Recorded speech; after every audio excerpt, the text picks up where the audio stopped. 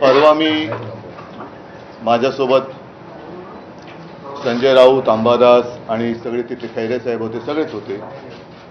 ओमदादा ओमराजे होते, कैलास होते, आमचे प्रवीण स्वामी होते.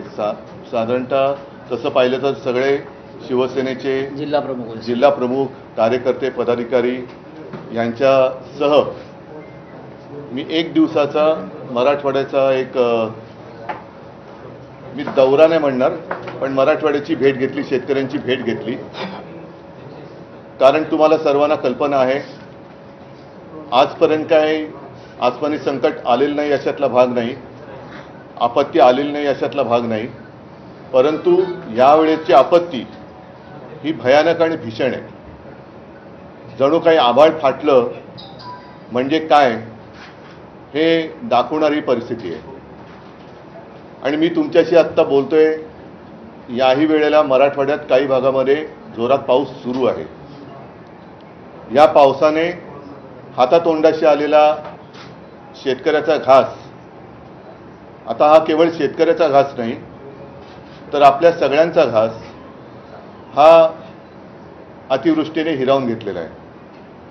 अनेकांच्या जमिनी खरडून गेलेल्या आहेत, पिकं तर उद्ध्वस्त झालीच, घरदारं वाहून गेलेली आहेत. जे मुलं बाळ आहेत त्यांची दप्तरं, वह्या, पुस्तकं, एका अर्थी तसं पाहिलं तर अख्खं आयुष्य त्यांचं वाहून गेलेलं आहे. आणि या संकटात भरीसभर म्हणून त्यांच्या डोक्यावरती कर्जाचं ओझं आहे.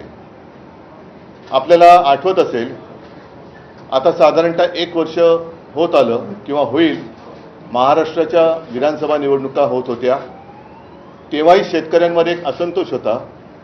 तो असंतोष एवढ्यासाठी होता की त्यांच्या हातामध्ये पीक होतं, सोयाबीन वगैरे पीक होतं, कापूस होता, पण आत्ताचं सरकार तेव्हा होतं आणि हमीभाव देत नव्हते. हमीभाव खूप कमी देत होतं, म्हणून शेतकऱ्यांमध्ये रोष होता. दुर्दैवाने आता असं झालेलं आहे की होत्याचं नव्हतं झालं. पीक जे हाताशी आलं होतं ते पूर्ण उद्ध्वस्त झालेलं आहे. म्हणजे आम्ही गेलो तो दुसरा तिसरा दिवस असेल, त्याच वेळेला ती पिकं जी काही उद्ध्वस्त झाली होती ती सडली होती, त्याचा वास येत होता. शेतामध्ये शेतजमीन जी आहे त्याच्यामध्ये ढोपरभर चिखल आणि त्याच्यावरती पाणी होतं. शेतकरी धाय मोकलून रडत होते. आणि एकूण सगळे चित्र पाहिल्यानंतर साहजिकच आहे, शेतकऱ्यांनी मी गेल्यानंतर आपुलकीने माझ्याशी बोलले, हक्काने माझ्याशी बोलले. आणि तुम्ही जशी आमची कर्जमाफी केली तशी आता कर्जमाफी या सरकारला करायला भाग पडा, हे ते आवर्जून आणि असे आक्रोश करून सांगत होते. आता हीच खरी वेळ आहे की या शेतकऱ्याला या कर्जाच्या डोंगरातून आणि या संकटातून बाहेर काढायला पाहिजे. जी काही मदत जाहीर केली या सरकारने ती खूपच तुटपुंजी आहे. याचं कारण, एखाद्या वेळेला शेती उद्ध्वस्त झाली तर त्याला एक नुकसान भरपाई दिली तर तो एक सीझन तो कसा तरी शेतकरी तग धरू शकतो. मात्र यावेळेला शेतजमीनच खरडून गेलेली आहे. आजूबाजूनी वाहणाऱ्या नद्यांचं पाणी हे त्या शेतामध्ये घुसलं आणि अख्खं म्हणजे जमीन खरडून ज्याला गेली म्हणतात, तो शब्द तिथे गेल्यानंतर कळतं नेमकं काय आहे. वरचं पीक तर गेलं, जमिनीवरची ती माती गेली आणि अक्षरशः तिथले दगड आणि गोटे मुरुम हे सगळं वर आलेलं आहे. ही जमीन सावरायची झाली, परत जर का पीक घेण्यायोग्य करायची झाली तर किमान 3 ते 5 वर्ष लागतील असं शेतकऱ्यांनी मला सांगितलं. आता ही जर का वस्तुस्थिती आहे तर शेतकऱ्याला आत्ता जी काही या सरकारने मदत जाहीर केलेली आहे ही मदत जर का पाहिली तर जेमतेम हेक्टरी अंदाज किती होते, 7-8 हजार अशी काहीतरी होत असेल किंवा हे होत असेल. पण आत्ता ती जमीन साफ करायला साधारणतः 6-7 हजार रुपये एकराला खर्च येणार आहे. 5 लाख खर्च आता साफसूफ करायला, मी साफसूफ करायला म्हणतोय. त्याच्यानंतर मग त्याची माती टाकायची आणि ती कसण्यायोग्य करायची, याला खूप मेहनत लागणार, पैसे लागणार आणि त्याच्यानंतर तो शेतकरी पुन्हा एकदा पीक काढायला लागेल. पण 2-3 वर्षही याच्यात जात असल्यानंतर आत्ता जे शेतकऱ्याच्या डोक्यावरती कर्ज आहे तो शेतकरी कर्ज फेडणार कसा. ज्या विद्यार्थ्यांची, ज्या मुलाबाळांची पुस्तकं वह्या वाहून गेलेली आहेत, म्हणजे शेतकऱ्यांनी, कोणत्याही शेतकऱ्यांनी स्वतःच्या मुलाला शाळेत सोडायला इलेक्ट्रॉनिक व्हेकल घेतला असं माझ्या वाचनात आलेलं नाही. तो इलेक्ट्रॉनिक व्हेकल तो सोडा, त्यांच्या मुलाची जी काही वह्या पुस्तकं वाहून गेलेली आहेत ती पुस्तकंसुद्धा कशी घ्यायची या चिंतेमध्ये आहे. आणि मग रोज कुठे ना कुठेतरी आत्महत्यांच्या बातम्या येत आहेत. मी जेव्हा फिरत होतो तेव्हा एका घरात गेलो आणि ते खरंच तिथलं वातावरण बघून मन सुन्न झालं.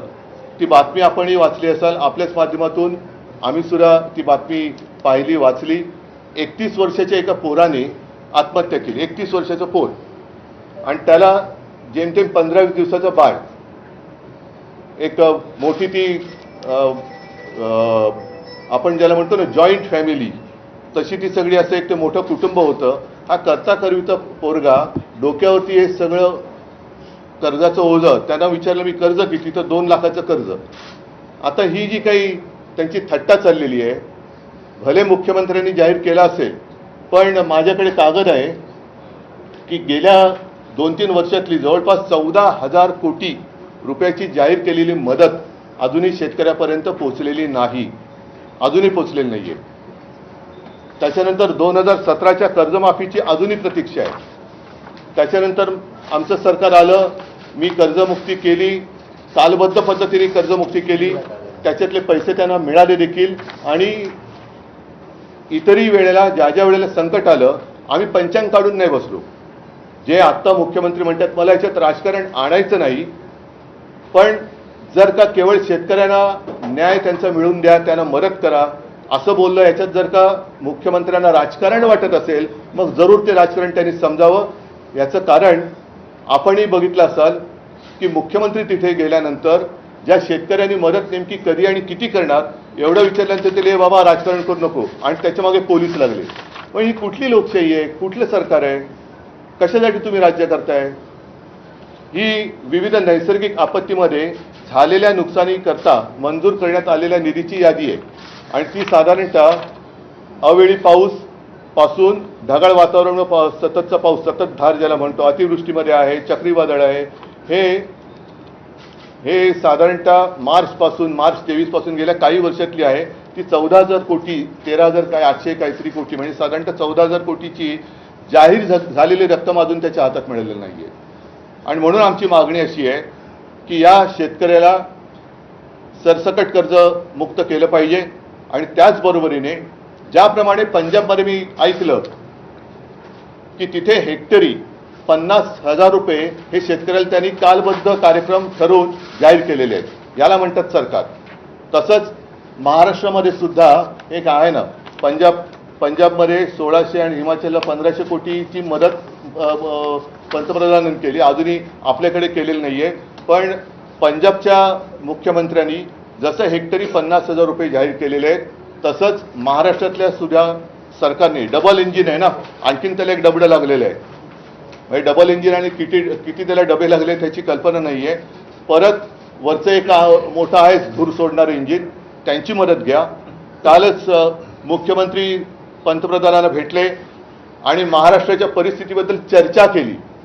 आता चर्चा म्हणजे नेमकं काय केलं दिसतंय समोर, चर्चा काय करताय? आणि मग दयावान पंतप्रधानांनी सांगितलं की तुम्ही तुमचा प्रस्ताव पाठवा. कसला प्रस्ताव? समोर दिसतंय तुमच्या. आज केवळ महाराष्ट्रामध्ये निवडणुका नाही आहेत म्हणून पंतप्रधान इथे येत नाही आहेत का?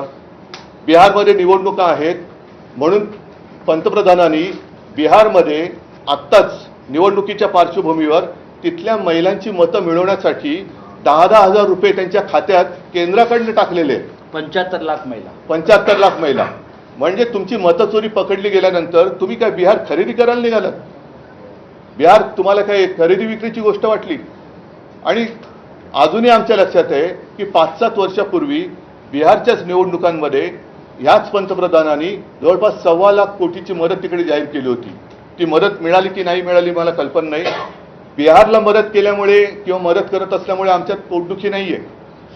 पण ज्या महाराष्ट्राने तुम्हाला तुमच्या मते भरभरून मतदान केलं, तो महाराष्ट्र, त्या महाराष्ट्रातला शेतकरी आज संकटात असताना तुम्ही प्रस्तावाची वाट बघताय. हे सरकार आहे, कुचकामी सरकार आहे. आणि म्हणून अजूनही आम्ही याच्यात राजकारण आणत नाही. आज मी मुख्यमंत्र्यांना असं म्हणा, शेतकऱ्यांच्या वतीने हात जोडून विनंती करतोय की तुम्ही शेतकऱ्यांना कर्जमुक्त करा आणि तुम्ही शेतकऱ्याला हेक्टरी 50,000 रुपये हे तात्काळ जाहीर करून तालबद्ध स्वरूपामध्ये त्याचं वाटप करा. बँकांच्या नोटिसी ज्या शेतकऱ्याला जात आहेत त्या पहिल्या नोटिसी थांबवा आणि त्या कर्जाची जबाबदारी ज्याप्रमाणे हेही सुद्धा मी मध्ये वाचलं होतं की काही साखर कारखानदार आहेत त्यांच्याकडे याची थकबाकी आहे, त्या थकबाकीदार साखर कारखानदारांच्या कर्जासाठी सरकार जसं थक हमी देतं, स्वतः सरकार हमी राहतं. आत्ताच मला वाटतं काही हजार कोटींची त्यांनी थक हमी दिली. म्हणजे तुम्ही कर्ज बुडवलं तर सरकार जबाबदारी घेईल. तशीच हमी या गोरगरीब शेतकऱ्याच्या कर्जाची आता सरकारने घ्यायला पाहिजे. शेतकरी जेव्हा कर्ज मागायला जातो तेव्हा त्याला सगळं काही गहाण टाकावं लागतं. अगदी बायकोचं मंगळसूत्र जे मोदी सांगत होते की तुमचं मंगळसूत्र चोरून दुसऱ्या कोणाला देतील, त्या शेतकऱ्याच्या मंगळसूत्राची किंमत आता या सरकारला किती आहे हे आम्हाला कळेल. आणि म्हणून ह्या दोन मागण्या आम्ही महत्त्वाच्या करत आहोत. पीएम केअर फंडची तुम्ही मागणी केली होती, त्यातनं पैसा द्यावा. तर पीएम केअर फंड संदर्भात तर मुख्यमंत्र्यांनी स्पष्टीकरण देताना म्हटलं की कोरोनासाठीचे जे पैसे होते ते खर्च केले नाही आणि त्यामुळे कॅग म्हणते की कोरोनासाठीचे पैसे होते आणि ते देता येणार नाही. मला आता एका गोष्टीवरती गाढ विश्वास बसलेला आहे की भाजपला प्रशासन चालवता येत नाही. ना केंद्र सरकार म्हणून त्यांना प्रशासन चालवता येतं, ना राज्य सरकार म्हणून प्रशासन चालवता येतं. भाजप आणि प्रशासन यांचा दुरान्वयाने संबंध नाही. ह्याचं कारण असं, मी ह्याच्यामध्ये अजूनही म्हणतोय की राजकारण आणू इच्छित नाही, पण ज्याप्रमाणे भाजपच्या उत्तर प्रदेशच्या सरकारने गंगेमध्ये जिथे कुंभमेळा केला, ज्या कुंभमेळ्यामध्ये स्नान केल्यानंतर सगळी पापं धुतली जातात अशी एक धारणा आहे, त्या गंगेमध्ये यांनी तिथे मृत्युमुखी पडलेल्या करोनाग्रस्त जी काही शवं होती, मृतदेह होती, ती सोडून दिली होती. गुजरातमध्ये सार्वजनिक चिता पेटल्या होत्या. माझं मुख्यमंत्र्यांना आव्हान आहे, तुम्ही पहिले हे जाहीर करा. एकतर पंतप्रधान मदत निधी, जसं मुख्यमंत्री निधीची माहिती तुम्हाला आहे, मी तुमच्याशी बोलायला तयार आहे. मुख्यमंत्री निधीतनं कदाचित या म्हणून मी म्हटलं ना, भाजपला माहिती नाही आहे, प्रशासनाचा त्यांचा सुतराम संबंध नाही. तेव्हा कोविड केअर सेंटर्स ही संपूर्ण देशात महाराष्ट्रात जेवढी उभारली गेली ती कशी उभारली गेली. लसीकरण केंद्र ही 1 ते 2 होती, ती 600च्या वरती आम्ही केली. रुग्णशय्या वाढवल्या, ऑक्सिजनचे प्लांट टाकले, हे सगळे हे त्यावेळेला आम्ही केलंच ना. पण त्याही परिस्थितीत आम्ही कर्जमुक्ती केली होती, हे त्यांनी विसरता कामा नये.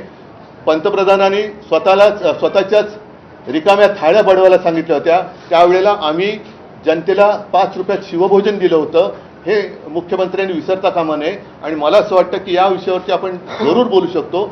मात्र आत्ता ताबडतोब पंतप्रधान मदत निधी जो आहे त्याच्याबद्दल कोणालाच माहिती नाही. त्याच्यात लाखो करोड रुपये तुम्ही पैसा कुठून आणायचा हा प्रश्न विचारता तुम्ही, म्हणजे ते म्हणून मी त्याला उत्तर दिलं की प्राईम मिनिस्टर केअर फंड काय पीएम केअर जो काय फंड आहे त्यातून हजारो कोटी आता पंतप्रधान येत आहेत परवा, त्यांनी किमान महाराष्ट्राला 50,000 कोटी रुपये जाहीर केले तर महाराष्ट्रावरचं, कारण केवळ मराठवाडा नाही, महाराष्ट्रावरचं संकट बऱ्यापैकी दूर होऊ शकतं. नाहीतर मग पीएम कोणाची केअर घेत आहेत?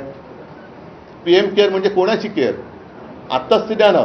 बाकी करोना काळातलं काढायचं असेल ना उणं माझी तयारी आहे. तुम्ही काय केलं, आम्ही काय केलं याच्यावरती चर्चा होऊ शकते. पण दरवेळेला अंगलट आल्यानंतर फाटा फोडायची मुख्यमंत्र्यांची जी काही सवय आहे त्या सापळ्यात मी अडकणार नाही. आत्ता पहिलं माझ्या महाराष्ट्रातल्या शेतकऱ्याला कर्जमुक्त करा आणि त्याला हेक्टरी 50,000 रुपये हे मदत करा, ही आमची मागणी आहे. उद्धवजी, पण त्यात मुख्यमंत्र्यांचं असं म्हणणं आहे की पंतप्रधानांनी सांगितल्यानंतर हा एक विशेष निधी करण्यासाठी राज्याच्या मुख्यमंत्र्यांना परवानगी मिळाली. आणि त्यात आणखीन एक सांगतो, नाही ऐका, त्यात एक सांगतो, त्या समजा 600 कोटी जमले असतील त्याच्यात एक मिनिट, त्याच्यामध्ये भाजपच्या सगळ्या आमदार खासदारांनी सगळे पैसे हे पीएम केअर फंडात दिले होते. त्याच्यामुळे देवेंद्र फडणवीसांना महाराष्ट्राच्या मुख्यमंत्री सहायता निधीबद्दल बोलण्याचा अधिकारच नाहीये. तुम्ही पुढे बोला. आता एक दुसरा विषय आणखीन असा आहे की परत एकदा हिंदुस्थान आणि पाकिस्तानचा सामना येत्या रविवारी होतोय, म्हणजे उद्या. हा निर्लज्जपणाचा कळस झाला, बेशर्मीचा कळस झालेला आहे. एका बाजूला आपल्या सैन्यासाठी सोलारचे टेंट बांधून देणारी टेक्नॉलॉजी देणाऱ्या सोनम वांगचुक यांना देशद्रोही ठरवलं जातं, त्यांना अटक केली जाते, रासुकाखाली अटक केली जाते आणि जो देश आपल्या देशामध्ये आतंकवादी घुसवतोय, म्हणजे खरे अतिरेकी ज्यांना जे घुसवत आहेत त्यांच्याबरोबर हे क्रिकेट खेळत आहेत, हे यांचं देशभक्तीचं ढोंग आहे. आणि म्हणून मी तुमच्या माध्यमातून सर्वांना आवाहन करतोय की गेले 2 सामने, दुसरा सामना तर खरी झालं कोणालाच कळलेलं नाहीये, उद्याच्या सामन्यावरती सुद्धा सगळ्यांनी माझ्या मते जे जे देशभक्त आहेत त्यांनी बहिष्कार टाकावा. त्याचप्रमाणे जे प्रायोजक आहेत, जाहिरातदार आहेत, त्यांना सुद्धा सांगतो की अरे तुम्ही सुद्धा क्रिकेटली देशभक्ती जरा दाखवा. तुमची उत्पादनं ही आपल्या देशात होतात, तुमच्या उत्पादनासाठी सगळ्यात मोठी बाजारपेठ ही आपला देश आहे. त्याच्यामुळे तुम्ही सुद्धा देशाचा जो शत्रू आहे त्याच्याबरोबर खेळण्याच्या सामन्यामध्ये कुठेही स्पॉन्सरशिप देऊ नका, हे मी त्या प्रायोजकांना सुद्धा आवाहन करतोय. सर, आज नाशिक कोर्टाच्या इमारतीचा उद्घाटन सोहळा झालाय. भूषण गवई त्या कार्यक्रमाला होते. त्याचं ज्यावेळी भूमिपूजन झालं त्यावेळी तुम्ही मुख्यमंत्री होतात आणि पुन्हा भेटू उद्घाटनाला असं म्हटलं होतं.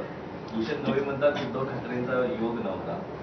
ठीक आहे, त्याच्याबद्दल मी नंतर बोलेन. आता माझ्यासमोर हे 2 प्रश्न आहेत. एक तर माझा महाराष्ट्र म्हणजे आपला महाराष्ट्र, त्या महाराष्ट्रातला शेतकरी आणि नुसता शेतकरीच नव्हे तर एका घरात मी गेलो तर आपण बघितलं असाल, एक गाडीत बसताना एक महिला, गरीब महिला होती. ती म्हणाली, साहेब माझ्या घरात आज सुद्धा पाणी आहे, आमच्या गरिबाच्या घरात कोणी येत नाही, तुम्ही येऊन बघा. मी जाऊन बघितलं आणि ती लहान पोर होती तिकडे, तिचं नाव परी.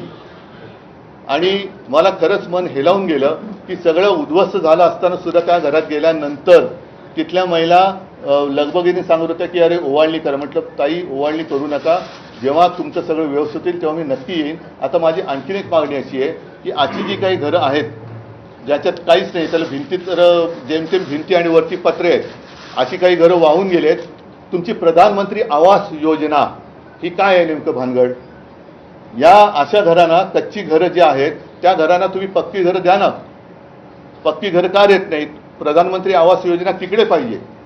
इकडे शहरामध्ये ती घरं बांधून काय उपयोग नाही. शहरामध्ये घरं बांधली जातात, ती घरं बांधणारी यंत्रणा वेगळी आहेच, पण गोरगरीब ज्याप्रमाणे ज्या घरात राहतोय, तुम्हाला आणखीन एक आठवत असेल की जो आपल्याकडे लातूरला भूकंप झाला होता, तिकडे घरं पडली होती कारण ती मातीची घरं आहेत सगळी, तर तिथे पक्की घरं द्या, त्याला काम करा ना.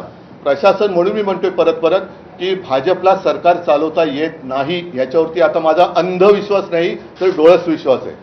उद्धवजी या सगळ्या संकटाच्या काळात महाराष्ट्राला विरोधी पक्ष नेता नाही, ना विधानसभेत आहे ना विधान परिषदेत आहे. अशा वेळेस, कारण विरोधी पक्ष नेता हा सभागृहात आवाज बनतो जनतेचा, तर अशा वेळेस तुम्ही काही राज्यपाल किंवा विधानसभा अध्यक्षांकडे काही जाऊन काय उपयोग होणार आहे का? हा त्यांचा भित्रेपणा आहे. विरोधी पक्षनेता न देणं हा सत्ताधारी पक्षाचा भित्रेपणा आहे, हा घाबरटपणा आणि भेकडपणा आहे. मी तर असं म्हणतो की महाराष्ट्रावरती जे संकट आलेलं आहे त्याच्यावरती चला, आम्ही राजकारण बाजूला ठेवायला तयार आहोत, आम्ही तुमच्याबरोबर सोबत येतो. तुम्ही खास अधिवेशन बोलवा विधिमंडळाचं, त्याच्यामध्ये चर्चा करू आणि सर्वानुमते महाराष्ट्राला कशी मदत करायची सगळे मिळून केंद्र सरकारकडे जाऊ आणि महाराष्ट्राला मदत करू. विशेष अधिवेशन बोलवा, आम्ही देतो सहकार्य तुम्हाला. मी केवळ विरोधाला विरोध करत नाहीये, पण जेव्हा सरकार म्हणून आपली जबाबदारी झटकू पाहतं तेव्हा मात्र मला नक्की राग आल्याशिवाय राहत नाही. तर शेतकऱ्यांना कर्जमाफी करा आणि हेक्टरी 50,000 रुपयांची मदत जाहीर करा अशी मागणी उद्धव ठाकरेंनी केलेली आहे. त्यांच्या या प्रेस कॉन्फरन्सवर आपलं लक्ष असणारच आहे. मात्र बुलेटिनमध्ये घेतोय अगदी छोटीशी विश्रांती, लगेचच परत पाहता एबीपी माझा.